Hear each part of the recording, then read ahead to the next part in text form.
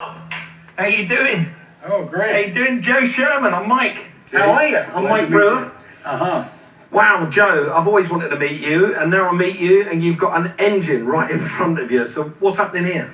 Well, this is a dynamometer where we test engines. This is a Ford 351. It's been souped up. It makes about 600 horsepower now. Wow. I come to see you, Joe, because I've got a Camaro. It's got that lovely 350 5.7 litre Chevy V8 engine in it. Now, what I need to do to the car is to make it go a bit quicker. And everyone I talk to say, go and see Joe, go and see Joe, go and see Joe. You are the man, apparently, that invented the 383 Stroker engine, that legendary engine. So can you explain to me how that works? You basically change what something like that, do you, the crank? Okay, yeah, that's what a stroker crank would involve.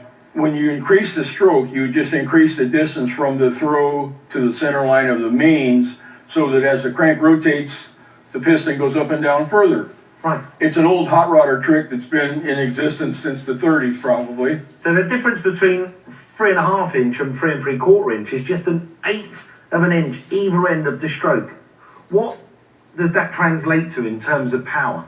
Okay, the torque is what you get the biggest increase out of the stroke. Usually going from a 350 to a 383, you pick up 40 or 50 pounds of torque. So that tiny little amount gives 45 extra pounds of torque.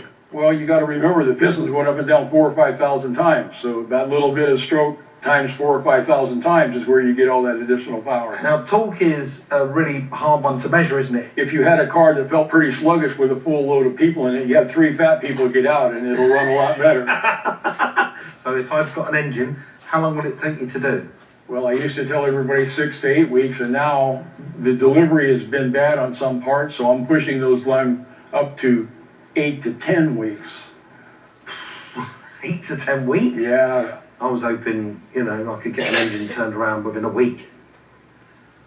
The only people that can do that are the ones that make what they call a crate engine, where they build the engines ahead of time and they just wait for a customer to walk in and buy it. Right. What would be the difference from me buying a crated motor, one that's on the shelf, ready to go, that I can bolt in the car, and one that would be handcrafted by you?